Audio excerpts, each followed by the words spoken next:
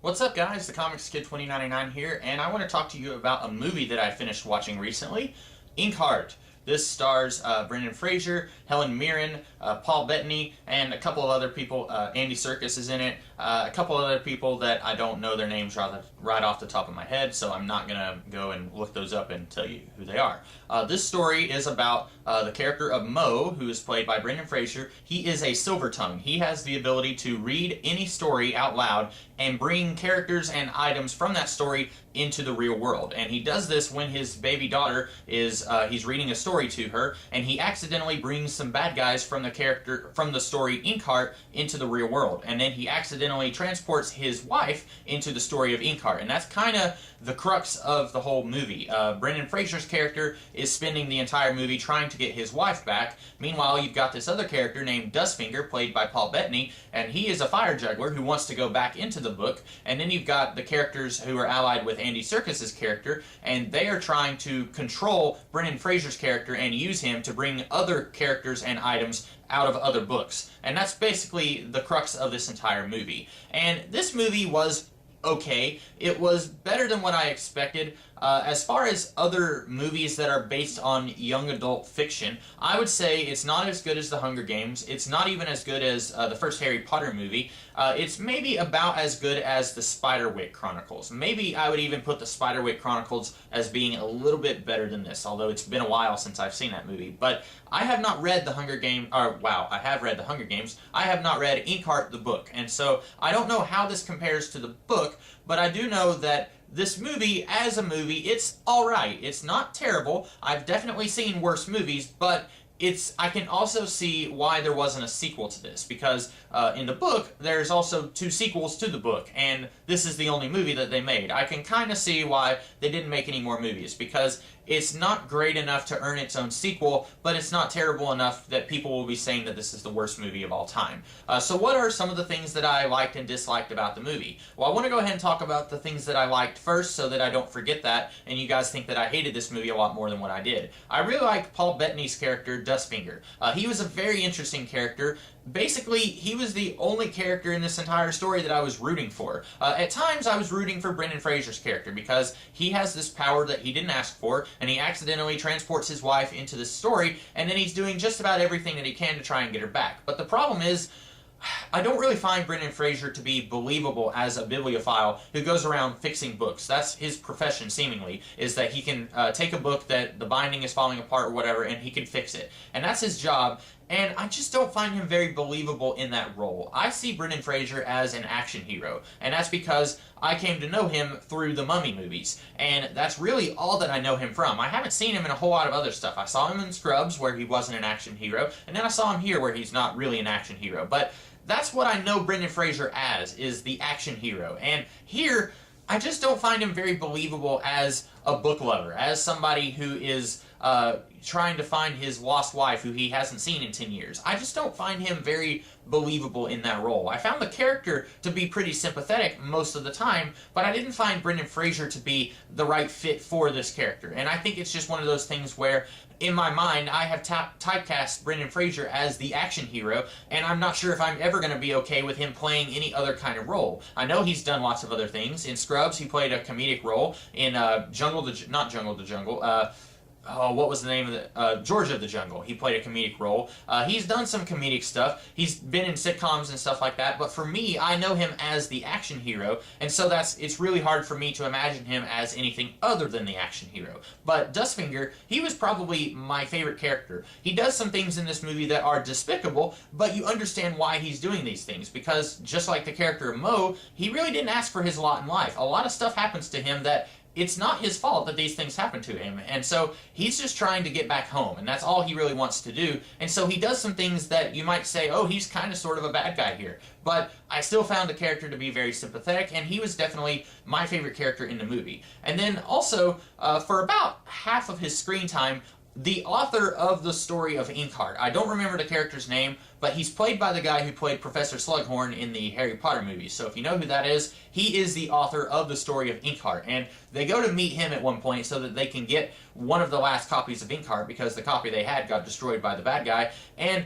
for the first half of his time in the movie, he's basically just this goofy character who I was like, okay, he's just here because they needed a plot device to keep the story going. But then, in the last half of his time in the movie, suddenly he becomes a real character, and he's talking about how when you're a writer, the characters in the world that you create seems like more of a friendly place than the real world itself. And I thought that was a very poignant line, and I'm sure that was in the book. And then at the end of the movie, he asks one of the Silver Tongues to send him into the story of Inkheart. And I thought that was a very interesting way of dealing with this character who at first I really didn't care about at all. And if there was a sequel, I would have loved to have seen what happened with the author. What did he do once he got into this world that he created? I found that to be a very interesting turn of events for that character. Now to talk about the bad. Unfortunately, Helen Mirren. I do not like her in this movie. Basically, I don't really think that she serves much of a purpose in this movie.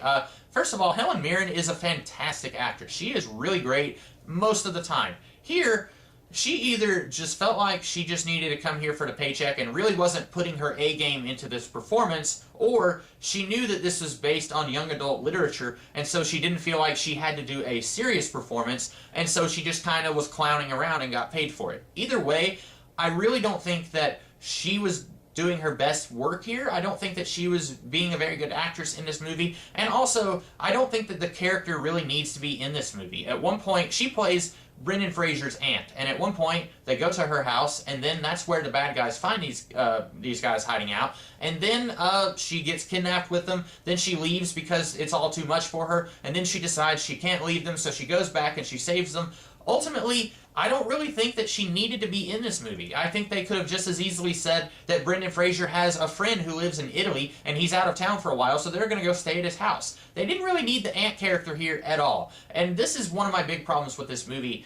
The reason that she's here is because she's in the book, or at least I assume that she's in the book. And that is a big problem that I have with this entire movie, is that a lot of things happen because it happened in the book, and it doesn't so much make any sense in the movie, but it happens in the movie because it happened in the book. For example, I'm assuming that the aunt character is in the book, and so they had to include her in this movie, even though she doesn't really serve any purpose in the movie. When she goes to rescue her family, that scene is already really busy and complicated, and we did not need a rescue scene that ultimately didn't even need to happen because Brendan Fraser's character had already gotten into the fray, and he was already kind of rescuing his daughter anyway. So we really didn't need the aunt to come in on a unicorn. She just kind of gets in the way of the story. I really didn't think that she added anything to the story.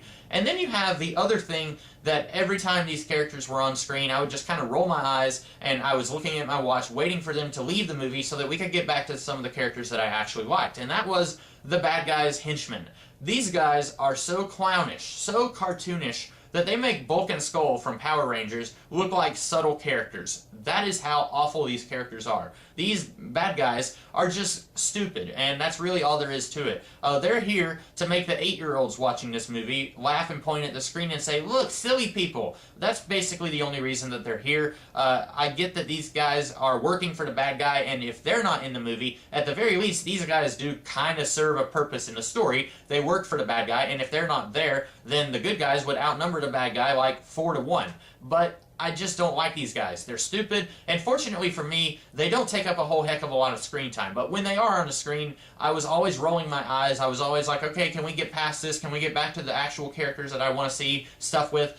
So fortunately, they weren't in the movie as much as Helen Mirren's character, and also they did serve a little bit of a purpose in this movie, but beyond that, I just hated them, and I really didn't want them to be in this movie. I did talk a little bit about the climax of the movie, where Helen Mirren's character comes in on a unicorn to save the day, and I said that that scene was really busy and kind of chaotic, and part of that, I feel like, is, again, stuff that happened in the book has to happen here to make the people who read the book happy, but at the same time, they changed just a little bit of the story. I did go and look up what happened in the book to kind of see, because I had heard that this movie differs from what happened in the book towards the end. So I did go and I read what happens at the end of the book, and from what I understand, there's a lot of stuff here that happens in the book that didn't need to happen here. For example, there's this one point where Dustfinger and this other character set fire to the bad guy's castle, and allegedly they do that as a distraction, but it doesn't really serve that purpose in the movie. They're setting fire to the castle, but meanwhile, the rest of the story is just happening. And by the time the bad guys notice that their castle is on fire,